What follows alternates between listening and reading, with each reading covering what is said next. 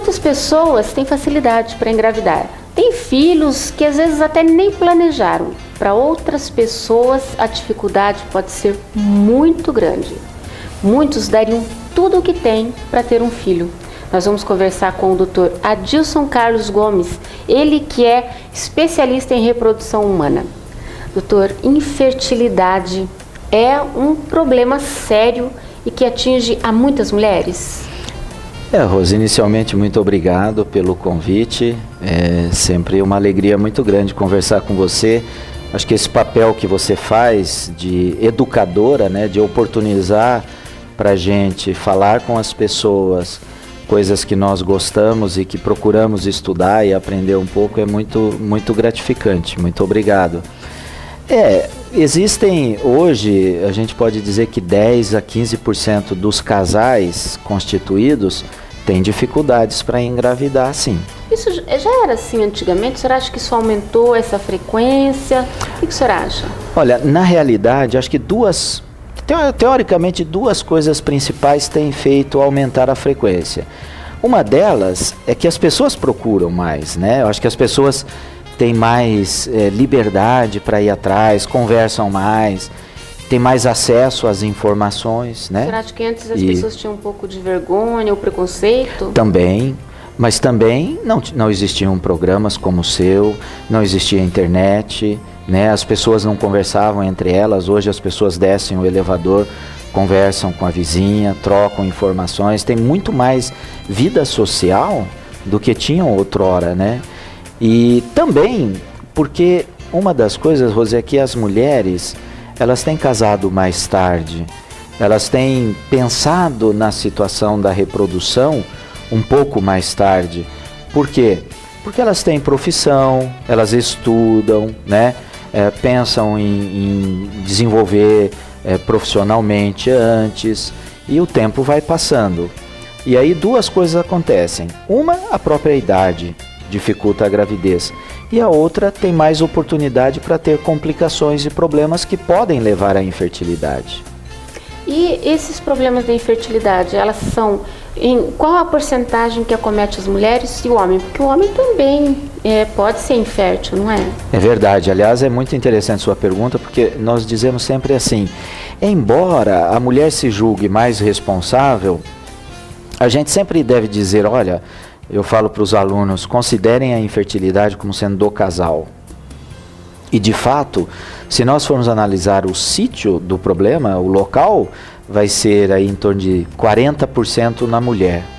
E nos homens 30%, 35%. E os outros 30% ambos. Então existem problemas que são fisicamente, tanto no homem quanto na mulher.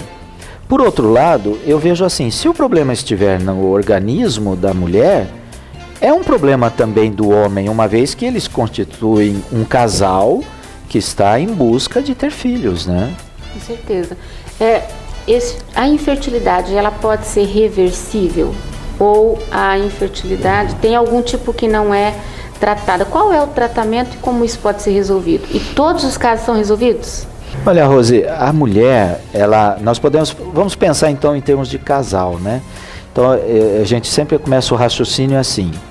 Primeiramente, o fator masculino. Então, nós precisamos investigar o homem. A investigação do homem, a maioria das vezes é muito simples, porque é só fazer um exame chamado semeograma ou espermograma, que é colhido com masturbação num laboratório ou eventualmente em casa, e é avaliada a quantidade, a qualidade dos espermatozoides, quanto por cento tem de espermatozoides rápidos. Nós sabemos que há uma variação, e essa variação ela tem sido aceita assim, cada vez com menos espermatozoides, porque nós vemos que com o passar do tempo tem sido provado que mesmo homens com menos espermatozoides conseguem ter filhos. Então esse parâmetro de normalidade também tem mudado. A OMS, Organização Mundial da Saúde, soltou uma normativa em 2010, a mais recente, que diz aí em torno de 15 milhões de espermatozoides por ml. Então, do fator masculino, é o exame mais simples e assim, um exame que não é considerado invasivo. Depois a gente vai para a situação que nós chamamos de coital, Quer dizer, para ter filhos precisa haver uma relação sexual. Essa relação sexual depende então de frequência, depende de ser no período fértil. Então isso que é aferido, se esse casal tem uma frequência de relação sexual suficiente para ter filhos. Um desses problemas, como alguma doença, alguma infecção, o HPV, algum problema feminino pode ocasionar a infertilidade? As pessoas que têm ou tiveram HPV, principalmente as que têm o HPV ativo, têm uma probabilidade maior, né, se não fizerem o acompanhamento, enfim, de ter câncer de colo do útero. Mas não há a associação direta do HPV com infertilidade. E a endometriose? A endometriose é um capítulo, né, especial, bem lembrado, porque a gente fala assim que a endometriose, por vários mecanismos, seja até causando mesmo obstruções, alterações mecânicas, alterações ovulares, alterações no próprio endométrio, dificultando a fixação do embrião no endométrio e até às vezes causando abortamento. Mas a endometriose, por vários e vários mecanismos, causa infertilidade. Mas ela também, Rose, causa dor, né?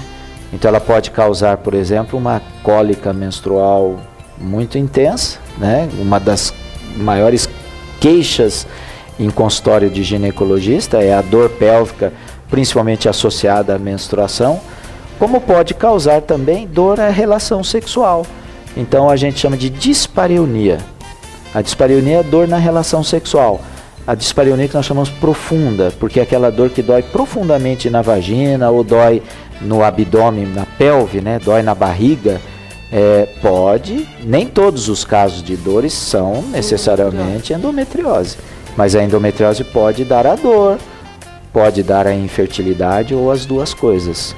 Bom, necessariamente são esses os motivos mais comuns da infertilidade. Tem uma situação também, às vezes, que preocupa muito as meninas, principalmente quando elas vão fazer um exame, o ultrassom. Às vezes tem algum distúrbiozinho menstrual, alguma coisa, vão lá e fazem o ultrassom. E aí aparece no ultrassom o chamado ovário micropolicístico, né?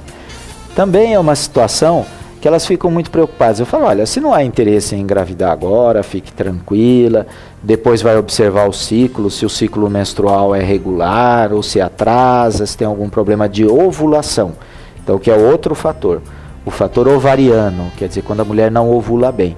Pode ser por causa, de fato, de ovário policístico, né? Então, a mulher tem aqueles microcistos nos ovários e isso acaba ocasionando uma confusão muito grande para a mente, porque é o cérebro que controla tudo isso, ele fica meio perdido e a mulher não ovula. E não ovulando, não engravida. É uma das causas também de infertilidade, a causa chamada ovulatória ou ovariana. Para todos esses citados, existe um tratamento medicamentoso ou bom, cirúrgico? Cada um deles existe uma forma de investigar, né? Seja pela história clínica, seja por exames e tudo. E cada um deles o tratamento. E aí sim, pode ser a maioria deles, graças a Deus, tratamento clínico. Ou induz a ovulação, no caso, por exemplo, como você perguntou, da paciente que não ovula bem, ou alguns casos, por exemplo, endometriose. Nós temos casos de cirurgias de endometriose de 8, 10 horas de duração por invasão de intestino, de ovário, de bexiga, enfim, cada situação é uma situação.